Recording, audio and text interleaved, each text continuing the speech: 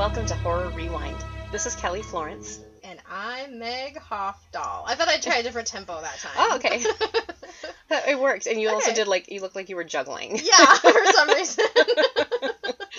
How are you today? Good, Kelly. How are you? Meg has not been taking any substances that I know of, but she's acting a little off. Okay. It's a little too early in the afternoon for beer. But it crossed my mind. I mean, I'm gonna not that we're against day drinking. No, but we have our children here with us. Yeah. So I try to wait till after dinner. So there's another adult present. But summer is getting long, people. Yeah, and we have our kids home. It's like from practically school. the middle of summer. Well, yes. People say it was 4th of July last week. Yes. And people say once you hit 4th of July, summer's almost over, and it kind of feels that way. So here's the thing. Oh, let's talk about this. Okay. For me, I'm off in the summer because I'm a teacher. Yeah.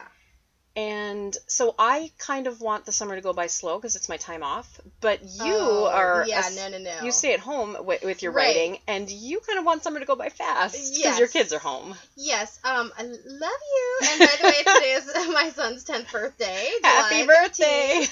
I love you, honey. But, yeah, it's so funny because it kind of works with husbands, too. Because it's like...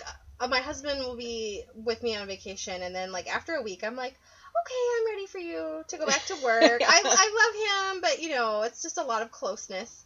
And, I write at home. It's a at-home job, and so it's definitely more challenging when the kids are not in school. So I'm ready for September already. Yeah, but, speaking of that, I don't mind going back to work, though. I love it, and so I am very thankful that I have a job I love, and I don't mind summer coming to an end either. Yeah, and it's nice that you do have a job where you can look forward to having your summer off, too. True. But also, I'm a very pale indoor person, and so it's also just very hot. So that's another thing. But let's not complain about summer. No, we love summer. We love summer. We're going to get some angry tweets from summer lovers. Summer lovers. We're going to piss somebody off. Oh, I forgot to... Oh, wait, do you have something to say? No, I forgot to mention what we're talking about this week, didn't I? Yeah, what are we talking about? Okay, so first of all, it's the 13th, and we're having our 13th episode. Twilight Zone music. Can you put Twilight Zone music in there? Yeah, and we are talking about Pet Sematary. Oh, Stephen King novel turned into movie. Yeah. Have you read the book? I have. Okay. But not until, much later in life. Oh, okay. How did you discover this movie? I don't know. I wish I had, some great story, but it's kind of one of those movies where it's I saw it a bunch when I was a kid, but I don't have, any sort of, memory of the first time I got it or anything like that. And then I read the book, and what sticks in my mind about the book is that I was reading it on September 11th, 2001, and so whenever I think of, the book, it's kind of, synonymous with that in my mind, which is kind of weird, but it would happen to be the book I was reading at the time, and so when all that was going down, it was kind of an escape for me to kind of read that book, get away from the news and stuff, so those will always kind of be in my head. But I had seen the movie many times before I read the book.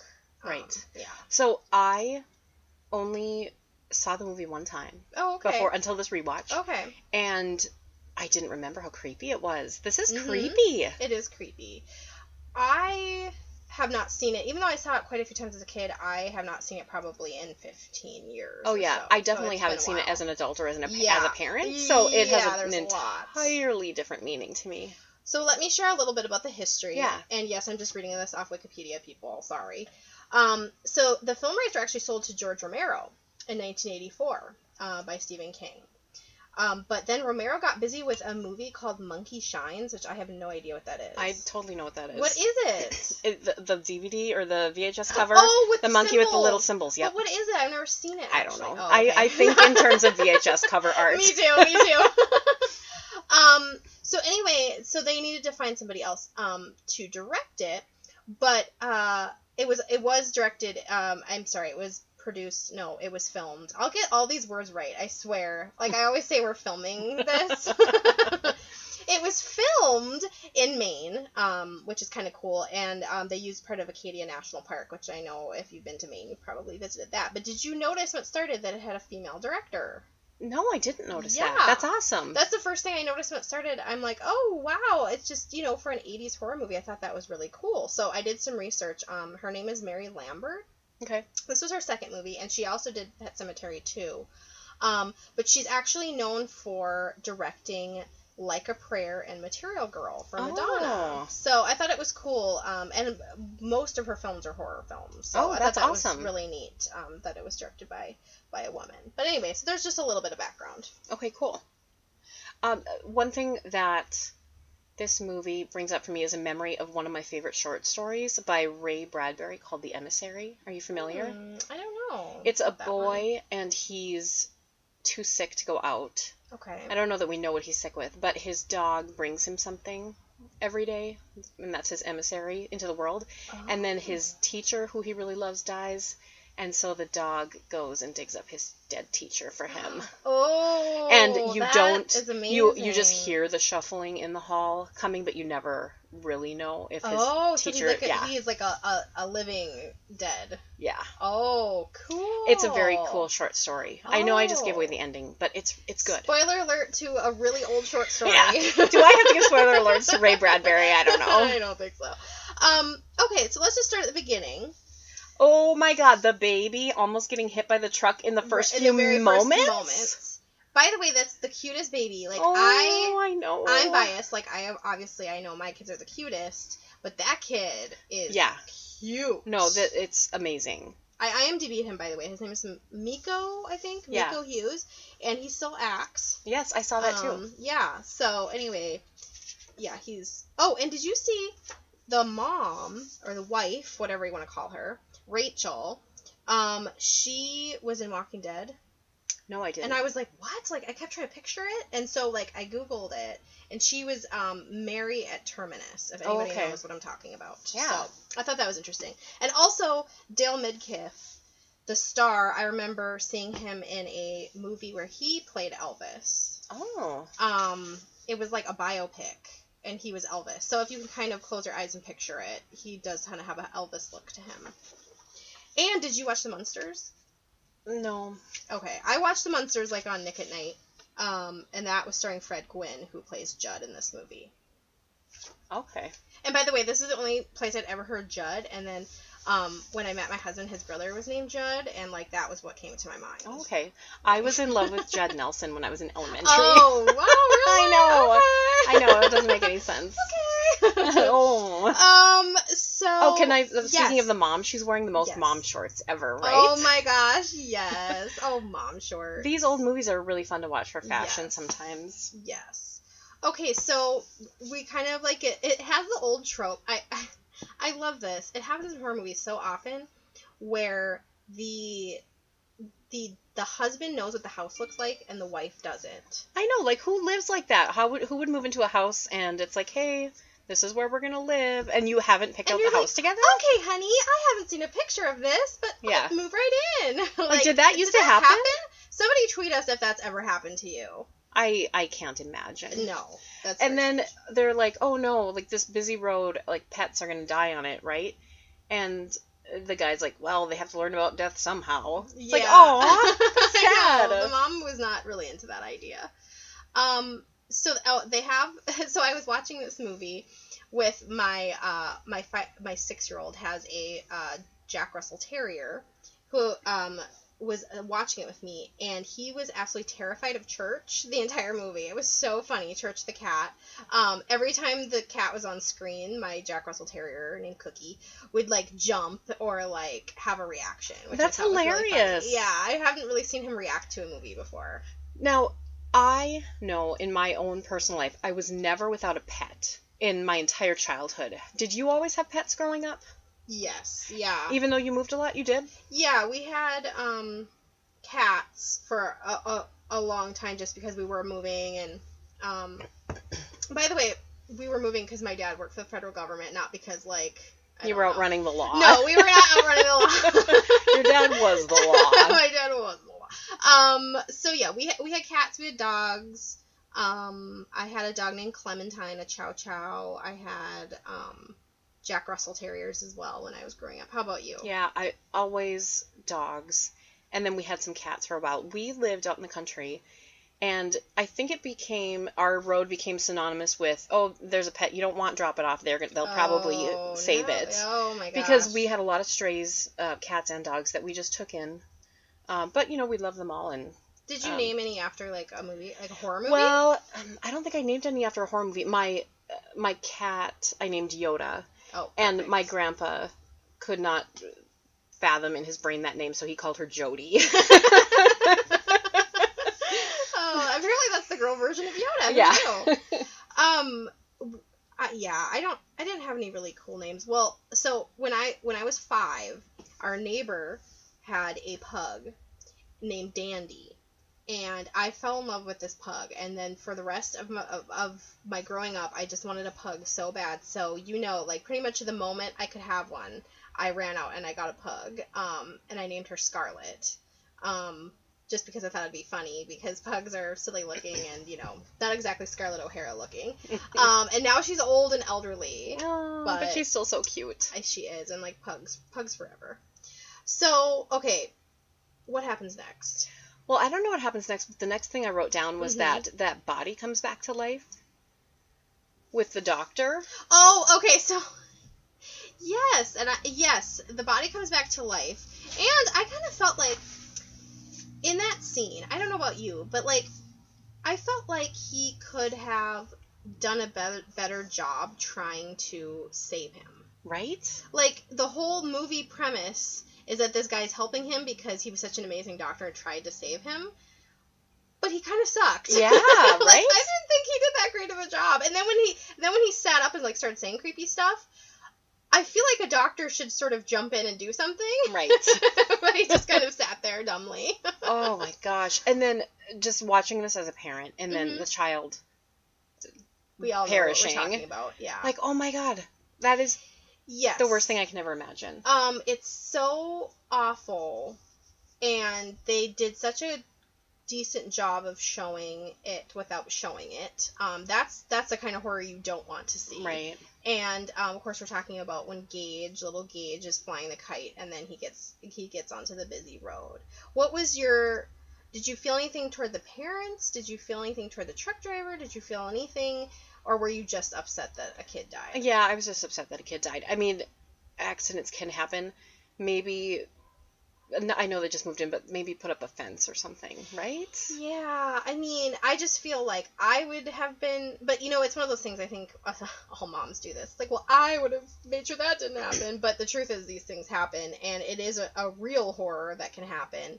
And so these are my favorite kinds of movies and books and of horror, is when there are those real life things happening and how it weaves into the other sort of supernatural things that are happening and how they meet, and why they connect and make for a good story. What did you think about his choice, the dad's choice? I completely understand why he would do it. I mean, if you could bring somebody back, wouldn't you try? But this is a reoccurring theme in some of these movies we've been watching. Ancient burial grounds should not be messed with, right? Like, nothing good has come from it so far. Now that we're, like, really watching all these horror movies, stop messing with the Indian burial grounds. Don't walk on them. Don't touch them. Don't picnic on them. Don't build houses on them. Don't build a house on them.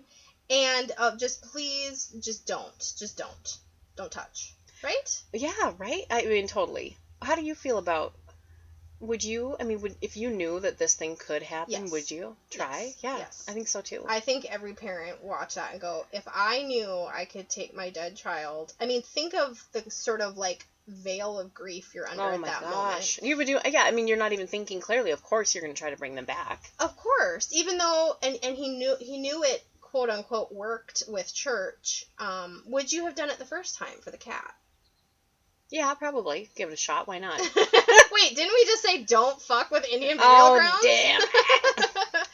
I know, I would have too, though. Like, my Fox has cats, and Dexter has dogs, or a dog, and if they were away on vacation, one of them died, like, Oh. I've thought about, like, when I go to the store and, like, try to make a cat look like the other cat, you know? Like, what would you do? Yeah. I mean, so if they have to find out about death somehow. Yeah.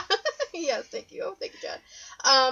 Yeah, I mean, I would definitely do it. I wouldn't do it to my old pug. I just feel like that'd be awful. She would just be hobbling down. That would be bad. But okay, so he makes the choice, and I think it's a really creepy moment when he digs up Gage, and you see him holding Gage's body, and it's like very subtle but like really unnerving. Yes, it's real. Creepy. It's you know, creepy. That's a real thing. Like that this kid could die, and that part could happen. Did Stephen King has a cameo as the minister? Yeah. How do you feel about author cameos? Being an author yourself. I would love it. If they ever make a movie based on anything I write, like, I want to star in it, and then Chris Pratt can be. Yeah. And then all of a sudden, all your novels are just like the main character making out with Chris Pratt. I'm gonna do romances now from now on, you guys, and they're starring me. No, I mean, you know, I guess you could say it's a little distracting to have cameos, but apparently Margaret Atwood was in Handmaid's Tale, and I didn't even notice. Oh yeah, so. I did read that. Stephanie Meyer was in Twilight. Wait, where was she was sitting at the counter when they were sitting at the diner. If Stephanie Meyer can do it, I mean, yeah. You know, I think it's. What do you think? I think it's fine. I sort of expect it with Stephen King because he's sort of kooky and quirky, and as long as he's not a main character, you know. It's kind of like yeah, that would be. Doesn't he have like a bigger role in is it Creepshow? Or something, or Christine, or what is it? Yeah, something. But it's kind of like Alfred Hitchcock, where it's like it kind of becomes like, and of course he was the director of the film, but it's kind of like a nice, fun I Spy. Yeah, right? And like Marvel and Stan Lee. Yeah, so I think it's fun. Has Stephen King? I mean, we all know he wasn't in the Stanley Kubrick The Shining, but I wonder how many of his movies he's actually been in, like percentage wise. Yeah, I don't know. I remember he had a cameo in The Stand. Okay. On TV. And he wrote the screenplay for Pet Sematary. So, okay, yeah. And I don't know how many of them he actually does of that either. We'll Google look this, at people. that. Okay, so the mother's sister, this whole side plot, it is so creepy. My God. It is so Stephen King, and it is so gross. It's done so well. So when I was IMDbing it, and I suspected this, her teenage sister's played by a man. And that's why plus they have made her so creepy. She has like this condition, but it's beyond that. I almost thought when I was watching the movie that I feel like the mom should have been the main character because she had the more interesting backstory. We have no backstory for this guy, and I don't remember in the book. I mean, we know he's a doctor, but other than that, I don't really know what his backstory was. But I was like, I think this movie would have been more effective if it was the mom. Yeah. And she kind of had this, like I said, an actual backstory with this whole sick sister, and there are three like things that really stick in my head from this movie, and it's the sister, just her whole thing, Gage's death, and then the Achilles tendon thing. Those are like the three things that stick in my head. You know what I'm talking about. Okay, so I wrote that the baby getting hit by the truck is the literal worst because as a mother it affected me. And then the grandfather is beating up the dad at the funeral. I'm kind of going back, but everything is so real, and like the grief just hit me, and it's like, how would people react? The fact that the mom was even at the funeral, and actually in the book I remember there being a lot more exploration about the mom's grief. Yeah. Which we didn't really get to see in the movie. Something I do like, I know that we don't necessarily love the story from his perspective, the father, but I do love that he is supposed to be science and logic, yet he's willing to dig up his dead child and try this like supernatural spiritual thing. That's kind of cool because that's a dichotomy that's true. I didn't think about that. Interesting. He's like a man of science, and he was too cool for me. Like as far as like he was so.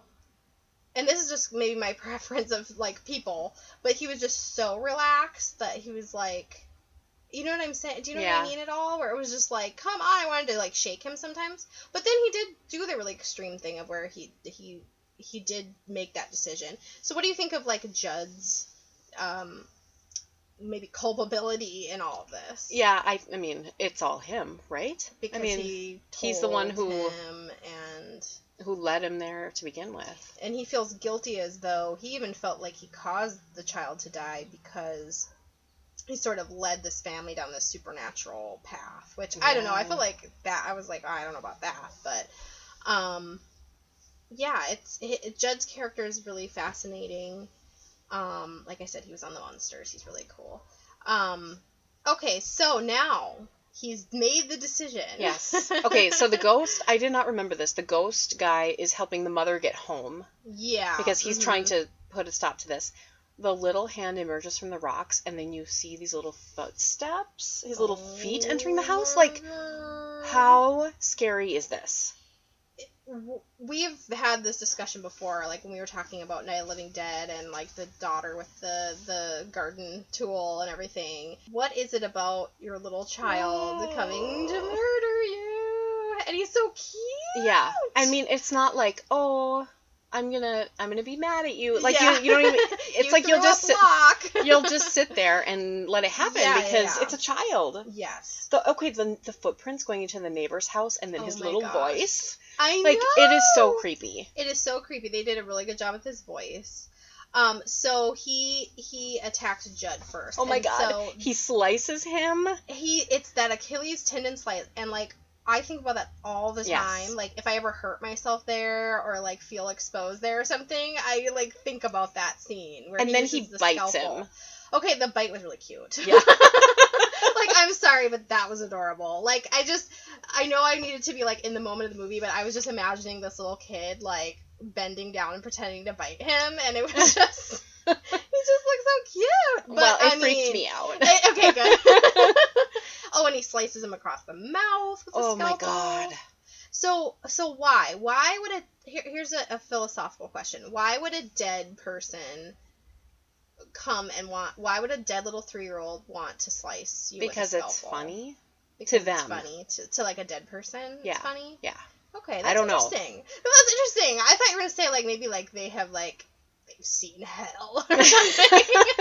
No, I'm thinking I have a 3-year-old. Yeah. And she thinks some of this stuff is funny. Yeah. Not slicing me with a scalpel, thank God. But she's like, oh, guess what? My stuffed animal died, and to see the shock on my face when she says something shocking. True. So it's kind of like, oh, I'm going to do this to them, and they're going to be so shocked. Yes, and of course they do share the story of how, like, what was it back in like World War II era, World War I era? What was that? Do you remember?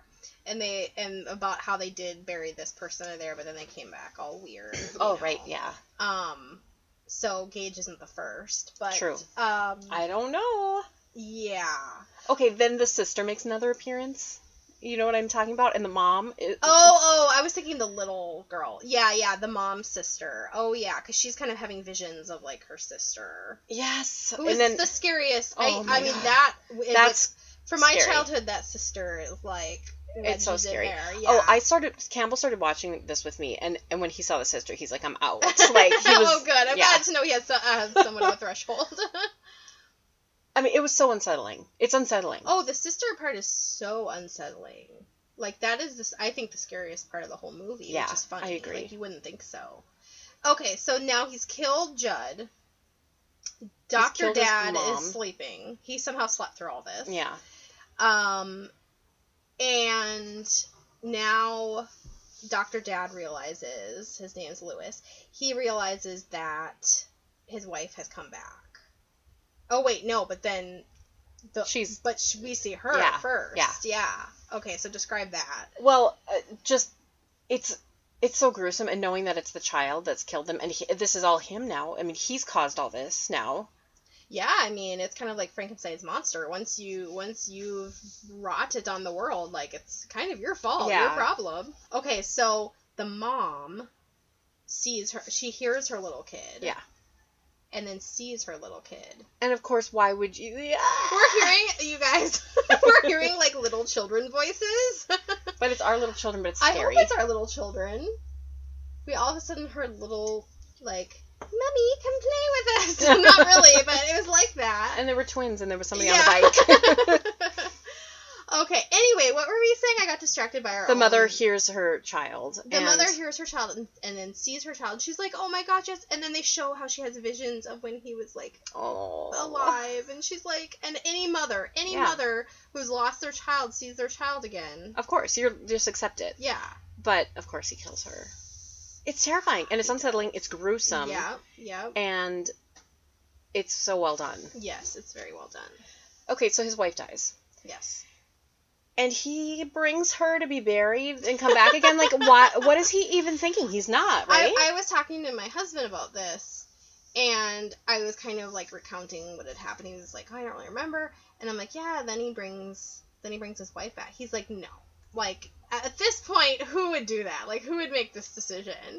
But, I mean, I don't know. I kind of, like, in his mind, in his logic, after he's now lost his wife and his, and he kills, I don't know, is it called killing when you kill like a zombie? I don't know. Or kill it? Puts an end to. He puts an end to Gage. He now thinks in his, like, fucked up mind that if he does it right away, it'll be better. Because he says, I waited too long with Gage to bury in this special burying place, so I think it's going to work this time. It's kind of sad, you know. It is sad. He's not using any logic at this point. It's so creepy. I loved it. The end, when she, you know, shows up, and there's, like, pus coming out of her eye, and, like, it was great. It was great. That's a great little end scene. Oh, also what I want to talk about. I would like to know how, okay, so Church the cat, when Church has gone evil, which, by the way, might I add, an evil cat and a regular cat are, like, the same thing. I know, right? Like, my cat leaves dead bodies of critters, like, at our back door. So basically, I thought an evil cat was the same thing. But anyway, when evil, Church he's putting an end to him, how did they train a cat to look like it was like that? Do you know what I'm talking about? Like, the cat, like, he looks drunk. Like, they make the cat, like, sort of, like, fall over, and, like, he's just like, I'm dying now, you know? And I'm like, how? You couldn't possibly train a cat to do anything, could you? I don't know. Like, they must be able to train cats to do something, because there's cats in movies. Because I want to believe they didn't actually, like, tranquilize drug him, cat. Yeah. So how do they do that? Is there anyone listening who's actually trained a cat to do anything? You know? Good luck. Like, anyway, I was just like, I don't understand. I was looking these people up on IMDb. Yeah. The little Gage is still acting. He was Aaron on Full House. Is that one of the twins? Who's Aaron? No, we need our husbands in here. They know Full House. they were wieners and didn't watch scary movies. Yeah, they were watching Full House when we were watching the real stuff, you guys. The sister does voiceover work, and the dad is in a bunch of Lifetime movies. The mom was on Star Trek also. Oh, yes, I saw that too. Yeah. Yeah, and the little girl's name is Blaze, which I think is a really cool name. Yeah, Aaron on Full House. Yeah, that's what it said. I don't know. I don't think it's you're talking about Uncle Jesse's kids? Yeah. Nah, I think those were like twins right? But would that mean that he was one of the twins? No, I'm actually reading right here, something I was going to say, is that originally they wanted twins to play Gage. Yeah, because usually kids do. But it says that Mary Lambert, the director, was so impressed with him that they actually just used one child. That's amazing. So, I'm really happy they did. I mean, they had to work shorter days with him, but I think it was worth it because he is so amazing, right? What did you think? I have to say, you know, it took me out of the movie a little bit.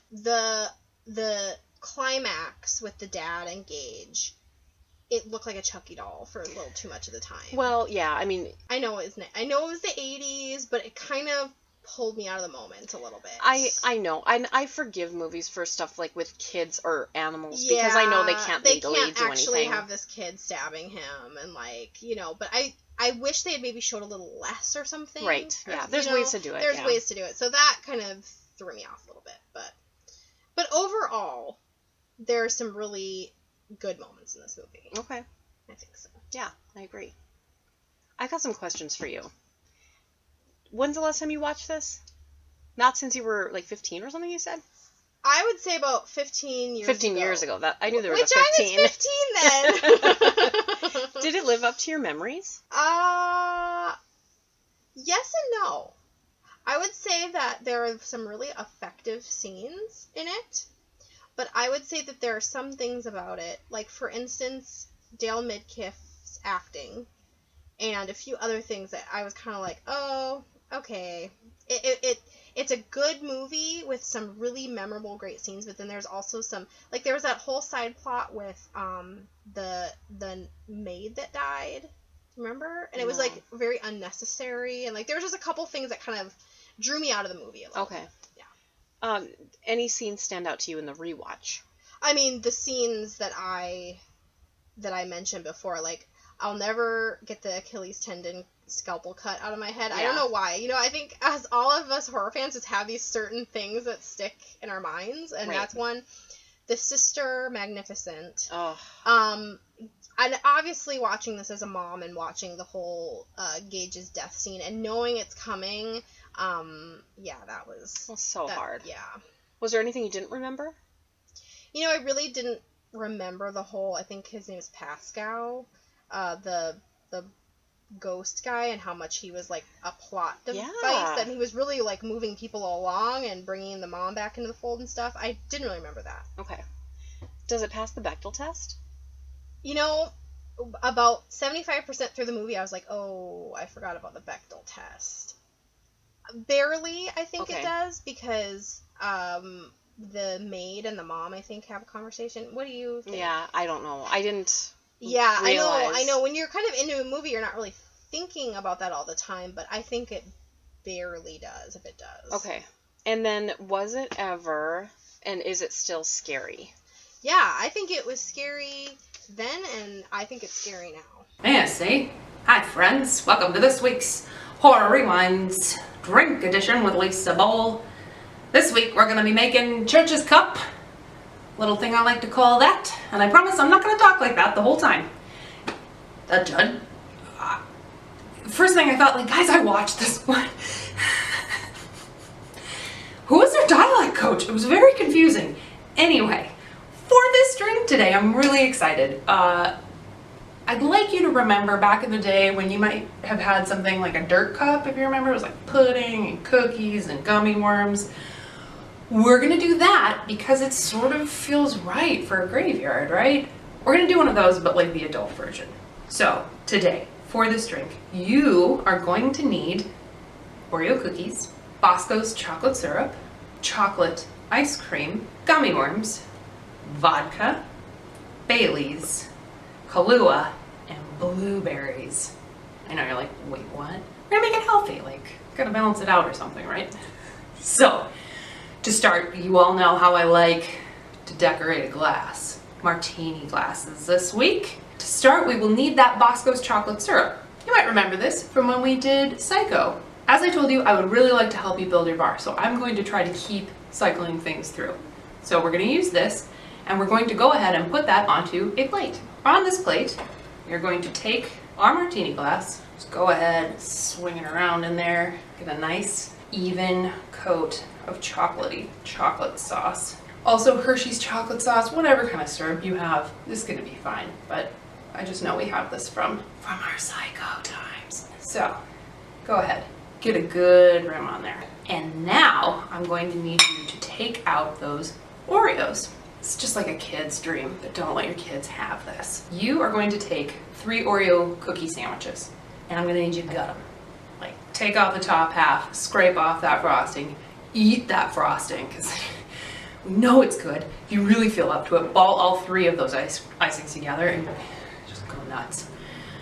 Take these parts of the cookies, put them in some wax paper maybe, set them on the plate, grab something like sturdy, maybe like a peanut butter jar, beat them! Just like smush it up, because what you're gonna need is a nice fine layer of cookie crumbs. Cookie dust, dirt.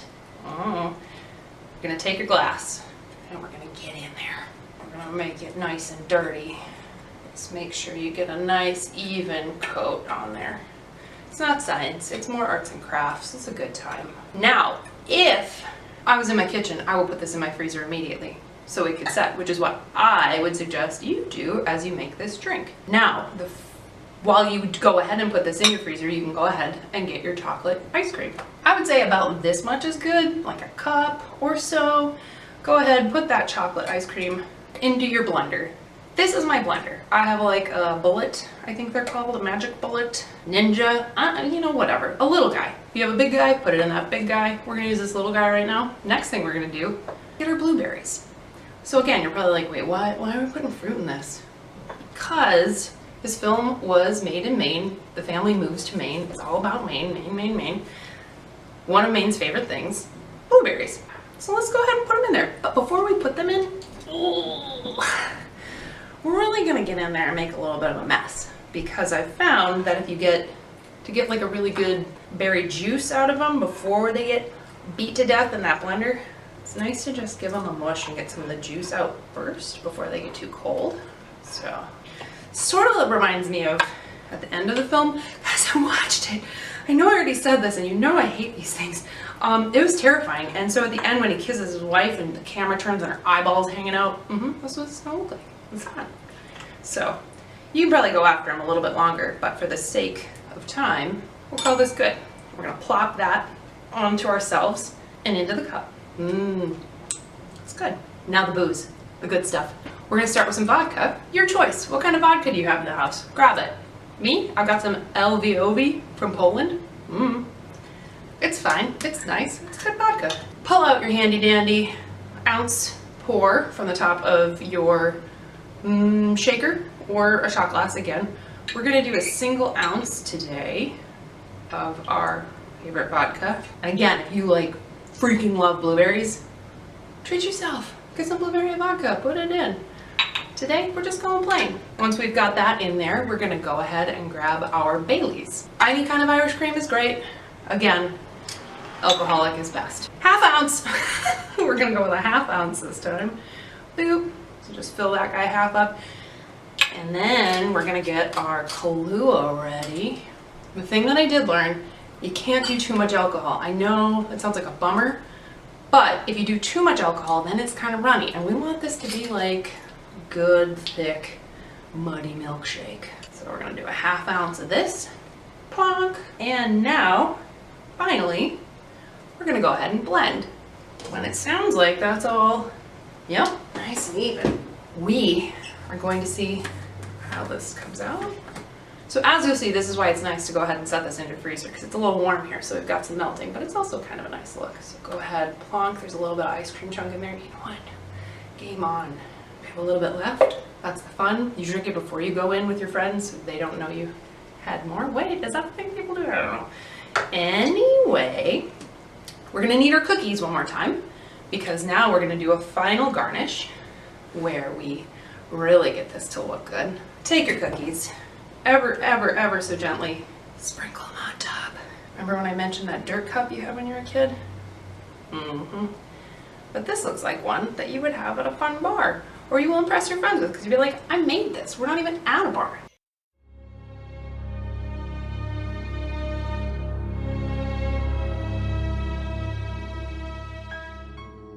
It's time for our fast forward segment, and I thought we'd keep it on the Stephen King train here and talk about The Mist, which premiered a couple of weeks ago on Spike, actually, the network. It's on Spike. I don't know any other original programming that they're doing, but I'm gonna try this one. If you're familiar with The Mist, it was made into a film several years ago, and I enjoyed it a lot. That is a really good, it's one of those I just kind of like had no expectation going in. I had read I noticed they called it a novel. The Mist is like very much a novella or a long short story. Yeah, I wouldn't agree. really call it a novel. But I had read that, and I was like, oh, I'll watch this movie, and it's actually really good. Yeah. It has like really good acting, and I know not everybody loved the ending, but I thought it was a great movie. I loved it too. So they announced that this series would be happening. I think it's just a 10 episode. Okay. I don't know if they're going to have multiple seasons, but there's just 10 episodes so far that were made, and it's starring Alyssa Sutherland. Okay. She is for Alyssa Sutherland. She's from Vikings, which I watch. Okay. Also, some other people that are in it. Well, I mean, I didn't So I watched the first episode. Okay, yeah, and I have not seen it yet. It's on my DVR. Yeah, I watched the first episode, and I didn't recognize anyone. But my thoughts, I was not blown away. Okay. But it was only the first episode. Right. So I'm going to give it another chance. Frances Conroy's in it. Oh, yes, of course. Yes, she was in it. Yes, now I remember. I don't know. I just kind of was like, I was all excited. I'm like, Stephen King, yay, The Mist. I'm thinking the Thomas Jane movie. It's Thomas Jane, right? Is in the movie? Yeah, I think so. Okay. And I'm just like, yeah, and I knew it was a series, so of course I knew that there was going to be a lot of, like, added on stuff that, because again, this is actually a pretty short work by Stephen King. I don't know. It just, I wasn't blown away. Okay. I think the interesting thing is, usually Stephen King's works are a length where a movie isn't enough to tell his story, so it's ironic that The Mist, which is movie length, is now going to be expanded and extended. So yeah, so the way they kind of set it up was, and I won't give too many spoilers since this just came out, but basically we're starting to meet the characters, and has The Mist rolled in the first episode? The Mist has started to roll in a little bit. And a couple people are now stuck in a mall, which I was like, oh, this could be interesting. I love that.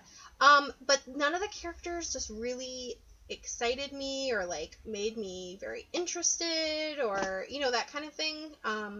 So, I don't know.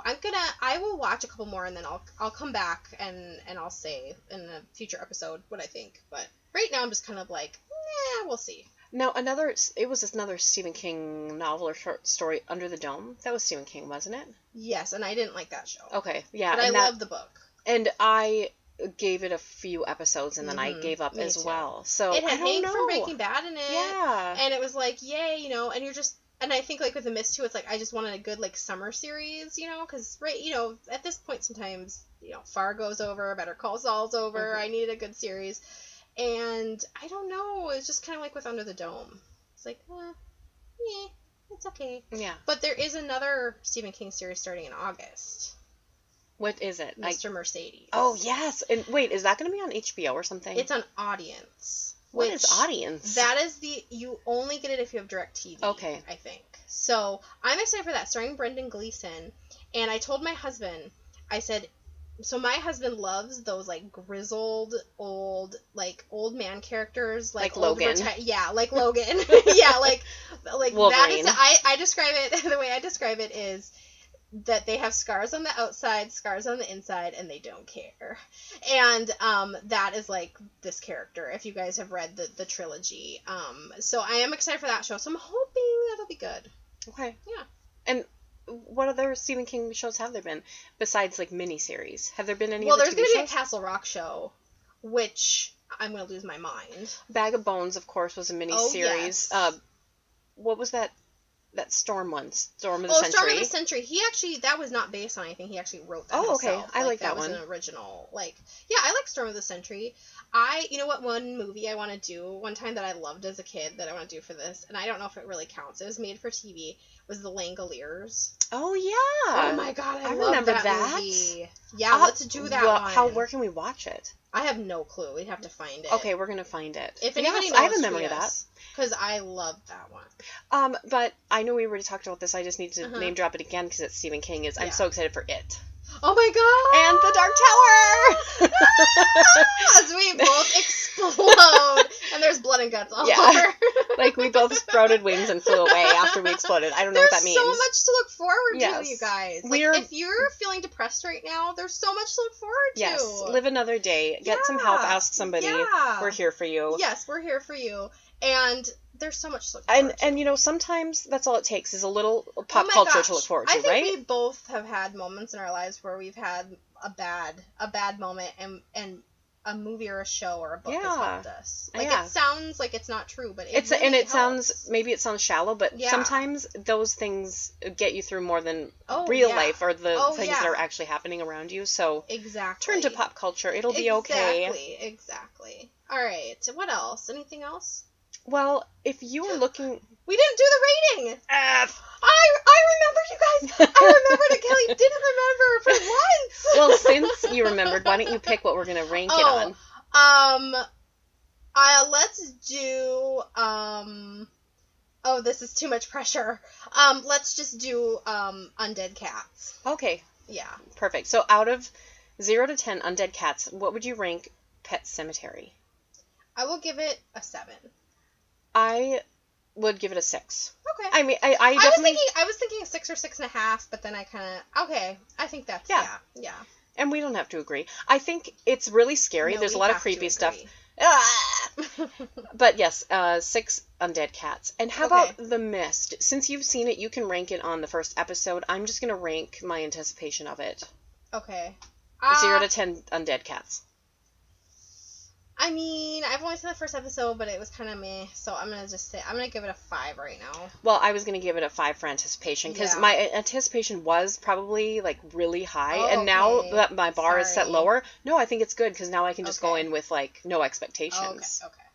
Hey, if you're looking for us, follow us. We are on Anchor.